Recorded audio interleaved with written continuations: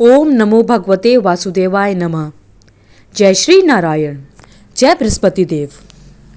आप सभी को हमारा नमस्कार।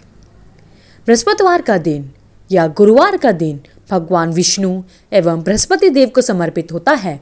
इस दिन विधि विधान से पूजा और व्रत करने से भगवान विष्णु और भगवान बृहस्पति देव प्रसन्न होते हैं।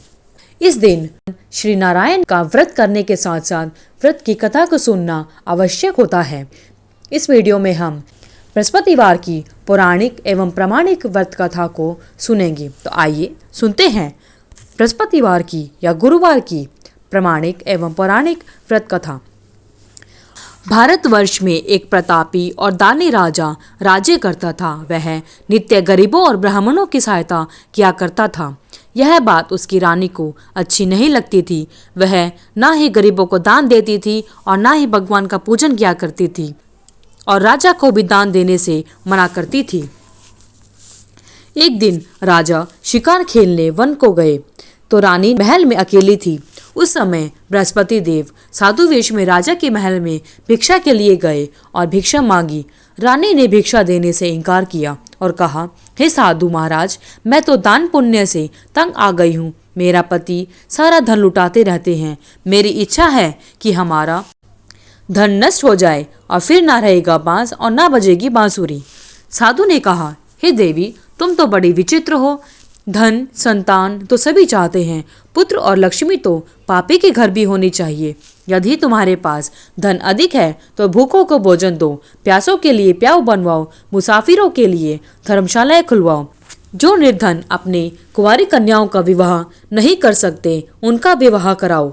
ऐसे और कई काम हैं जिनके करने से तुम्हारा यश लोक और परलोक में फैलेगा। परंतु रानी पर उपदेश का कोई प्रभाव न पड़ा। वह बोली, महाराज, आप मुझे कुछ ना समझाए। मैं ऐसा धन नहीं चाहती जो हर जगह बांटती फिरूं। साधु ने उत्तर दिया, यदि तुम्हारी ऐसी इच्छा है तो तथास्तु। तुम ऐसा करना कि बृहस्पतिवार को घर लीपकर पीली मिट्टी से अपना सिर धोकर स्नान करना, भट्टी चढ़ाकर कपड़े धोना। ऐसा करने से तुम्हारा सारा धन नष्ट हो जाएगा। इतना कहकर वह साधु महाराज वहां से चले गए। साधु के अनुसार कई बातों को पूरा करते हुए रानी को केवल 3 बृहस्पतिवार ही बीते थे कि उसकी समस्त धन संपत्ति नष्ट हो गई। भोजन के लिए राजा का परिवार तरसने लगा। तब एक दिन राजा ने रानी से बोला कि हे रानी, तुम यहीं रहो, मैं दूसरे देश को जाता हूँ, क्योंकि यहाँ पर सभी लोग मुझे जानते हैं, इसलिए मैं कोई छोटा कार्य नहीं कर सकता। ऐसा कहकर राजा परदेश चला गया। वहाँ वह जंगल से लकड़ी काट कर लाता और शहर में बेचता। इस तरह वह अपना जीवन व्यतीत करने लगा। इधर राजा के परदेश जाते ही रानी और दासी दुखी रहने लगी।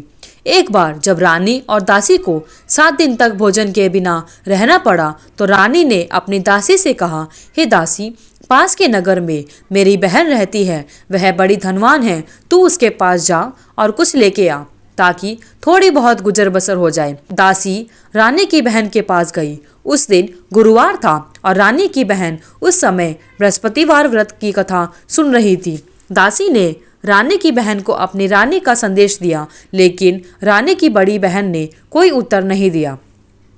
जब दासी को रानी की बहन से कोई उत्तर नहीं मिला तो वह बहुत दुखी हुई और उसे क्रोध भी आया।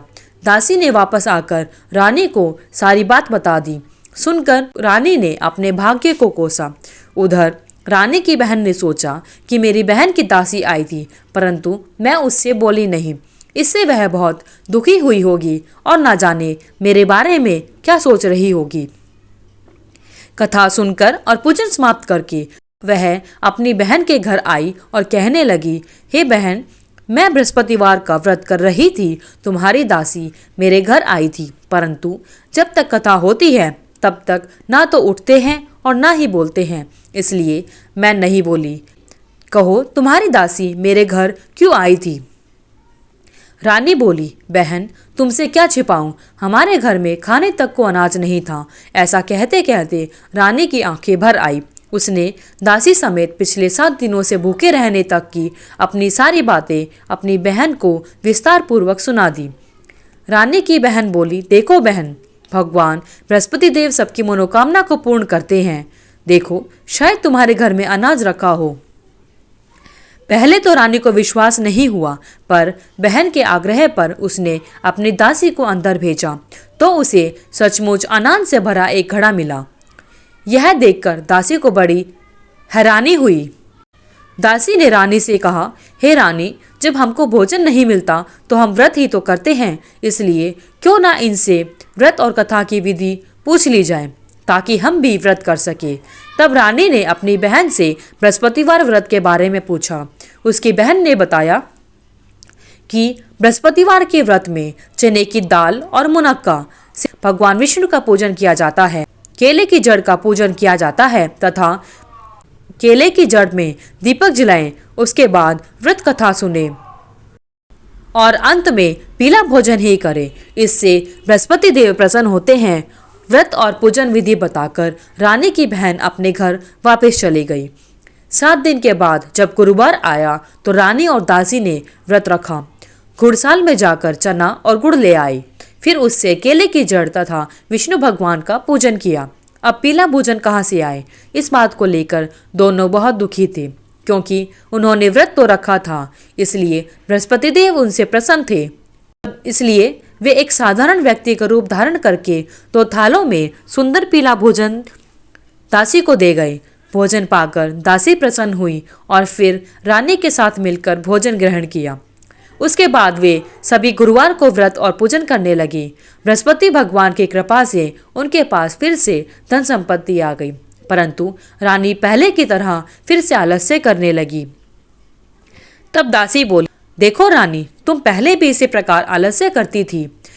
तुम्हें धन रखने में कष्ट होता था, इस कारण सभी धन नष्ट हो गया, और जब भगवान बृहस्पति की कृपा से धन मिला है तो तुम्हें फिर से आलस्य होता है। रानी को समझाते हुए दासी कहती है कि बड़ी मुसीबतों के बाद हमने यह धन पाया है, इसलिए हमें दान पुण्य करते रहना चाहिए, भूखे मनुष्यों को भोजन कराना चाहिए और धन को शुभ कार्यों में खर्च करना चाहिए, जिससे तुम्हारे कुल का यश बढ़ेगा, स्वर्ग की प्राप्ति होगी और पितृ प्रसन्न होंगे। दासी की बात मानकर रानी अपना धन शुभ कार्यों में खर्च करने लगी, जिससे पूरे नगर में उसका यश फैलने लगा। एक दिन राजा दुखी होकर जंगल में एक पेड़ के नीचे आसन जमा कर बैठ गया। वह अपनी दशा को याद करके व्याकुल होने लगा। बृहस्पतिवार का दिन था। एकाएक उसने देखा कि निर्जन वन में एक साधु प्रकट हुए।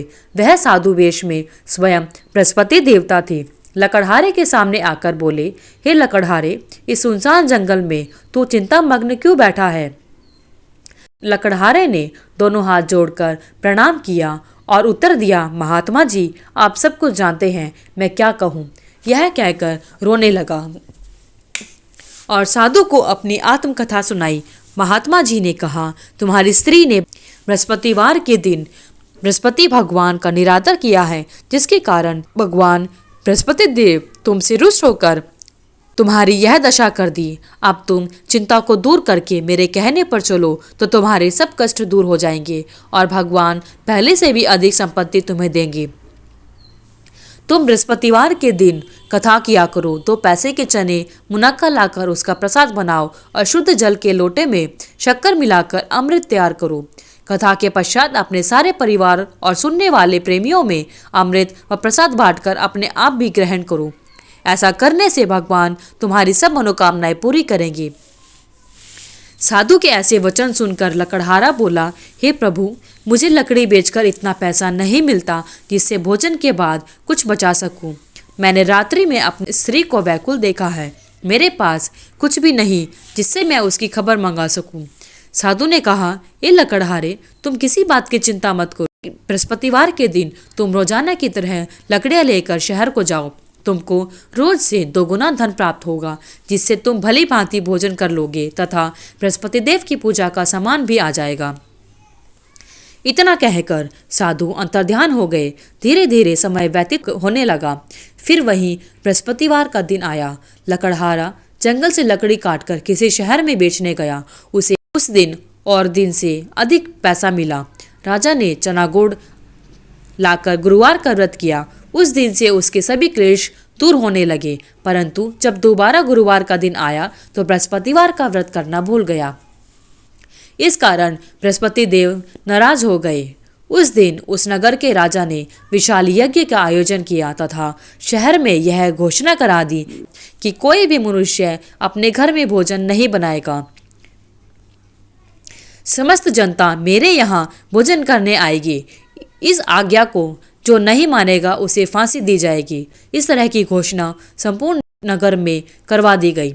राजा की आज्ञा के अनुसार शहर के सभी लोग भोजन करने गए, लेकिन लकड़हारा कुछ देर से पहुंचा, इसलिए अपने साथ अपने घर ले गया और घर ले जाकर भोजन कराया।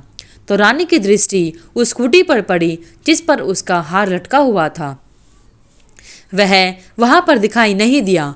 रानी ने निश्चय किया कि मेरा हार इस मनुष्य ने चुरा लिया है। उसी समय सिपाहियों को बुलाकर उसको कारागार में डलवा दिया। जब लकड़हारा कारागार में पड़ गया और बहुत दुखी होकर विचार करने लगा कि ना जाने कौन से पूर्व जन्म के कर्म से मुझे यह दुख प्राप्त हुआ है, और उसी साधु को याद करने लगा जो कि जंगल में मिला था। उसी समय तत्काल बृहस्पति देव साधु के रूप में प्रकट हुए और उसकी दशा को देखकर कहने लगे, अरे मूर्ख, तूने बृहस्पति देव की कथा नहीं करी, इस कारण तुझे दुख प्राप्त हुआ है। आप चिंता मत कर, बृहस्पतिवार के दिन कारागार के दरवाजे पर 4 पैसे पड़े मिलेंगे, उनसे तू बृहस्पति देव की पूजा करना, तेरे सभी कष्ट दूर हो जाएंगे। बृहस्पतिवार के दिन उसे 4 पैसे जे कारागार के दरवाजे पर मिले। लकड़हारे ने कथा कही। उसी रात्रि को बृहस्पति देव ने उस नगर के राजा को स्वप्न में कहा, हे राजा, तुमने जिस आदमी को कारागार में बंद किया है वह निर्दोष है, वह राजा है, उसे छोड़ देना। रानी का हार उसी खूंटी पर लटका है। अगर तू ऐसा नहीं करेगा तो मैं तेरे राज्य को नष्ट कर दूंगा। इस तरह रात्रि के स्वप्न को देखकर राजा प्रातःकाल उठा और खूंटी पर हार देखा तो लकड़हारे को बुलवाकर क्षमा मांगी तथा लकड़हारे को योग्य सुंदर वस्त्र आभूषण देकर विदा किया। बृहस्पति देव की आज्ञा के अनुसार लकड़हारा अपने नगर को चल दिया। राजा जब अपने नगर के निकट पहुंचा तो उसे बड़ा आश्चर्य हुआ। नगर में पहले से अधिक बाग, तालाब, कुएं तथा बहुत सी धर्मशाला, मंदिर आदि बन गई हैं। राजा ने पूछा, यह किसका बाग है और धर्मशाला है? तब नगर के लोग कहने लगे, यह सब रानी और बांदी के हैं। तो राजा को बड़ा आश्चर्य हुआ और गुस्सा भी आया। जब रानी ने यह खबर सुनी कि राजा आ रहे हैं तो उन्होंने बांदी से कहा, हे दासी, देख, राजा हमको कितनी बुरी हालत में छोड़कर गए थे। हमारी ऐसी हालत देखकर वह लौट ना जाए, इसलिए तू दरवाजे पर खड़ी हो जा। आज्ञा के अनुसार दासी दरवाजे पर खड़ी हो गई। राजा आए तो उन्हें अपने साथ लिवा कर लाई। तब राजा ने क्रोध करके अपनी रानी से पूछा कि यह धन तुम्हें कैसे प्राप्त हुआ है? तब उन्होंने कहा, हमें यह सब धन बृहस्पति देव की कृपा से तथा बृहस्पतिवार के व्रत के प्रभाव से प्राप्त हुआ है। राजा ने निश्चय किया कि 7 रोज बाद तो सभी बृहस्पति देव का पूजन करते हैं, परंतु मैं प्रतिदिन दिन में 3 बार कहानी तथा रोज व्रत किया करूँगा। अब हर समय राजा के दुपट्टे में चने की दाल बंधी रहती तथा दिन में 3 बार कहानी कहता। एक रोज राजा ने विचार किया कि चलो अपनी बहन के यहाँ हो आए। इस तरह निश्चय कर राजा घोड़े पर सवार होकर अपनी बहन के यहाँ चलने लगा। मार्ग में उसने देखा कि कुछ आदमी एक मुर्दे को लिए जा रहे हैं। उन्हें रोककर राजा कहने लगा, अरे भाइयों, मेरी बृहस्पति देव की कथा सुन लो। वे बोले, लो, हमारा तो आदमी मर गया, इसको अपनी कथा की पड़ी है। परंतु कुछ आदमी बोले, अच्छा कहो, हम तुम्हारी कथा भी सुनेंगे। राजा ने दाल निकाली और जब कथा आधी ही हुई थी कि मुर्दा हिलने लग गया, और जब कथा समाप्त हो गई तो राम राम करके मनुष्य उठ खड़ा हो गया। आगे मार्ग में उसे एक किसान खेत में हल चलाता मिला। राजा ने उसे देखा और उससे बोला, अरे भैया, तुम मेरी बृहस्पतिवार की कथा सुन लो। किसान बोला, जब तक मैं तेरी कथा सुनूंगा तब तक 4 हरैया जोत लूंगा। जा अपनी कथा किसी और को सुनाना। इस तरह राजा आगे चलने लगा। राजा के हटते ही बैल पछाड़ खाकर गिर गए तथा किसान के पेट में बड़ी जोर का दर्द होने लगा। उस समय उसकी माँ रोटी लेकर आई। उसने जब यह देखा तो अपने पुत्र से सब हाल पूछा और बेटे ने सभी हाल कह दिया। तो बुढ़िया दौड़ी दौड़ी उस घुड़सवार के पास गई और उससे बोली कि मैं तेरी कथा सुनूंगी, तू अपनी कथा मेरे खेत पर चलकर ही कहना। राजा ने बुढ़िया के खेत पर जाकर कथा कही, जिसके सुनते ही वह बैल उठ खड़े हुए तथा किसान के पेट का दर्द भी बंद हो गया। राजा अपनी बहन के घर पहुंचा। बहन ने भाई की खूब मेहमानी की।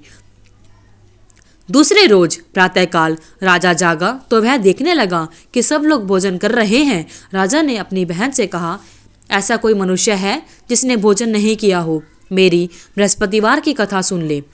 बहन बोली, है भैया, यह देश ऐसा ही है कि यहाँ पहले लोग भोजन करते हैं, बाद में अन्य काम करते हैं। अगर कोई पड़ोस में हो तो देख आओ। वह ऐसा कहकर देखने चली गई, परंतु उसे कोई ऐसा व्यक्ति नहीं मिला जिसने भोजन ना किया हो। अतः वह एक कुम्हार के घर गई जिसका लड़का बीमार था। उसे मालूम हुआ कि उनके यहाँ 3 रोज से किसी ने भोजन नहीं किया है। रानी अपने भाई की कथा सुनने के लिए कुम्हार से कहा। रानी ने अपने भाई की कथा सुनने के लिए कुम्हार से कहा। वह तैयार हो गया। राजा ने जाकर बृहस्पतिवार की कथा कही, जिसको सुनकर उसका लड़का ठीक हो गया। अब तो राजा की प्रशंसा होने लगी। एक रोज राजा ने अपनी बहन से कहा कि हे बहन, अब हम अपने घर को जाएंगे, तुम भी तैयार हो जाओ। राजा की बहन ने अपनी सास से कहा। सास ने कहा, हाँ चली जा, परंतु अपने लड़कों को मत ले जाना, क्योंकि तेरे भाई के कोई औलाद नहीं है। बहन ने अपने भैया से कहा, हे भैया, मैं तो चलूंगी, पर कोई बालक नहीं जाएगा। राजा बोला, जब कोई बालक ही नहीं जाएगा तब तुम क्या करोगी? बड़े दुखी मन से राजा अपनी नगर को लौट आया। राजा ने अपनी रानी से कहा, हम निर्वंशी हैं, हमारा मुंह देखने का धर्म नहीं है और कुछ भोजन नहीं किया।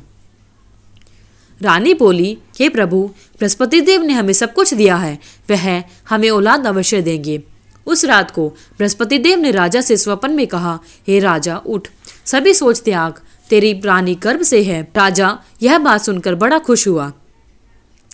9वें महीने में उसके गर्भ से एक सुंदर पुत्र पैदा हुआ। तब राजा बोला, हे रानी, स्त्री बिना भोजन के रह सकती है, पर बिना कहे नहीं रह सकती। जब मेरी बहन आए तुम उससे कुछ मत कहना। रानी ने सुनकर हाँ कर दिया। जब राजा की बहन ने यह शुभ समाचार सुना तो वह बहुत खुश हुई तथा बधाई लेकर अपने भाई के यहाँ आई। तभी रानी ने कहा, घोड़ा चढ़कर तो आई नहीं, गधा चढ़ी आई।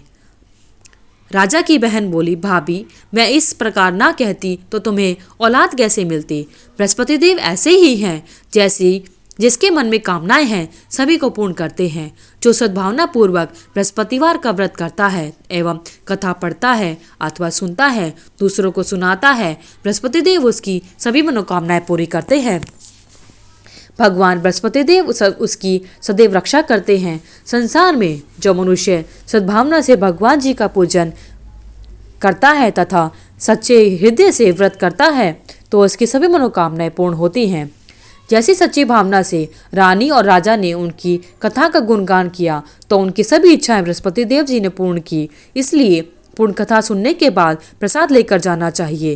हृदय से उसका मनन करते हुए जयकारा बोलना चाहिए। बोलो बृहस्पति देव भगवान की जय। बोलो भगवान विष्णु जी की जय। बृहस्पतिवार व्रत कथा के बाद श्रद्धा के साथ आरती की जानी चाहिए। इसके बाद प्रसाद बांटकर उसे ग्रहण करना चाहिए। बृहस्पति देव की एक अन्य कथा जो कि बृहस्पतिवार के दिन सुनना अनिवार्य होता है। प्राचीन काल में एक ब्राह्मण रहा करता था। वह बहुत निर्धन था, उसके कोई संतान नहीं थी। उसकी स्त्री बहुत मलिनता के साथ रहा करती थी। वह न स्नान करती थी, न किसी देवता का पूजन करती थी। इससे ब्राह्मण देवता बड़े दुखी हुए। बेचारे बहुत कुछ कहते थे किंतु उसका परिणाम कुछ नहीं निकलता। भगवान की कृपा से ब्राह्मण की स्त्री के कन्या रूपी प्रत्न पैदा हुआ। कन्या बड़ी होने पर प्रातः स्नान करके विष्णु भगवान का जाप व बृहस्पतिवार का व्रत करने लगी। अपने पूजन पाठ को समाप्त करके विद्यालय जाती तो अपनी मुट्ठी में जौ भर के ले जाती और पाठशाला के मार्ग में डालती जाती। तब ये जो स्वर्ण के बन जाते और लौटते समय उनको बिनकर घर ले आती। एक दिन वह बालिका सूप में उस सोने के जौ को फटक कर साफ कर रही थी कि उसके पिता ने देख लिया और कहा, हे बेटी, सोने के जौ के लिए सोने का सूप होना चाहिए। दूसरे दिन बृहस्पतिवार था। इस कन्या ने व्रत रखा और बृहस्पति देव से प्रार्थना करके कहा, मैंने आपकी पूजा सच्चे मन से की हो तो मेरे लिए सोने का सूप दे दो। बृहस्पति देव ने उसकी प्रार्थना स्वीकार कर ली। रोजाना की तरह वह कन्या जौ फैलाती हुई जाने लगी। जब आते वक्त वह जौ बिनने लगी तो बृहस्पति देव की कृपा से उसे सोने का सूप मिला और वह उसे लेकर घर आ गई और उसमें जौ साफ करने लगी, परंतु उसकी माँ का वही ढंग रहा। एक दिन की बात है कि वह कन्या सोने के सूप में जो साफ कर रही थी, उस समय उस शहर का राजपुत्र वहां से होकर निकला। इस कन्या के रूप और कार्य को देखकर मोहित हो गया तथा अपने घर आकर भोजन तथा जल त्याग कर उदास होकर लेट गया। राजा को इस बात का पता लगा तो अपने मंत्री के साथ उसके पास गए और बोले, हे बेटा, तुम्हें किस बात का कष्ट है? किसी ने अपमान किया है अथवा और कोई कारण हो तो हमें बताओ। मैं वह कार्य जरूर पूरा करूंगा जिससे तुम्हें प्रसन्नता होती हो। अपने पिता की राजकुमार ने बात सुनी तो वह बोला, मुझे आपकी कृपा से किसी बात का दुख नहीं है। किसी ने मेरा अपमान नहीं किया है, परंतु मैं उस लड़की से विवाह करना चाहता हूँ जो सोने के सूप में जौ साफ कर रही थी। यह सुनकर राजा आश्चर्य में पड़ गया और बोला, हे बेटा, इस तरह की कन्या का पता तुम ही लगाओ। मैं उसके साथ तेरा विवाह अवश्य करवा दूंगा। राजकुमार ने उस लड़की के घर का पता बतलाया। तब मंत्री उस लड़के के घर गए और ब्राह्मण देवता को सभी हाल बताया। ब्राह्मण देवता राजकुमार के साथ अपनी कन्या का विवाह करने के लिए तैयार हो गए तथा विधि विधान के अनुसार ब्राह्मण की कन्या का विवाह राजकुमार के साथ हो गया। कन्या के घर से जाते ही पहले की भांति उस ब्राह्मण देवता के घर में गरीबी का निवास हो गया। अब भोजन के लिए भी अन्न बड़ी मुश्किल से मिलता था। एक दिन दुखी होकर ब्राह्मण देवता अपनी पुत्री के पास गए। बेटी ने पिता की दुखी अवस्था को देखा और अपनी माँ का हाल पूछा। तब ब्राह्मण ने सभी हाल कहा। कन्या ने बहुत सा धन देकर अपने पिता को विदा कर दिया। इस तरह ब्राह्मण का कुछ समय सुखपूर्वक व्यतीत हुआ। कुछ दिन के बाद फिर वही हाल हो गया। ब्राह्मण फिर अपनी कन्या के यहाँ गया और सारा हाल कहा। लड़की बोली, हे पिताजी, आप माताजी को यहाँ ले आओ, मैं उसे विधि बता दूंगी जिससे गरीबी दूर हो जाए। वह ब्राह्मण देवता अपनी स्त्री को लेकर पहुंचा तो वह लड़की अपनी माँ को समझाने लगी, हे माँ, तुम प्रातःकाल सबसे पहले स्नान करके विष्णु भगवान का पूजन करो तो सब दरिद्रता दूर हो जाएगी। परंतु उसकी माँ ने एक भी बात नहीं मानी और प्रातःकाल उठकर अपनी पुत्री के बच्चों की जूठन को खा लिया। इससे उसकी पुत्री को भी बहुत गुस्सा आया और एक रात को कोठरी से सभी सामान निकाल दिया और अपनी माँ को उसमें बंद कर दिया। प्रातःकाल उसे निकाला तथा स्नान करा के पाठ कराया तो उसकी माँ की बुद्धि ठीक हो गई और फिर प्रत्येक बृहस्पतिवार को व्रत रखने लगी। इस व्रत के प्रभाव से उसके माँ बाप धनवान हो गए और पुत्रवान हो गए। बृहस्पतिवार के प्रभाव से इस लोक के सुख भोग कर स्वर्ग को प्राप्त हुए। सब बोल भगवान विष्णु की जय। हे भगवान विष्णु, हे बृहस्पति देव, जिस प्रकार आपने अपने भक्तों पर कृपा बनाई, उसी प्रकार बृहस्पतिवार का व्रत करने वाले तथा आपकी कथा को कहने और सुनने वाले सभी पर अपनी कृपा बनाना। अगर आपको ये वीडियो अच्छी लगी तो वीडियो को लाइक करें, शेयर करें, चैनल को सब्सक्राइब करना ना भूलें। धन्यवाद। भाई साहब कितने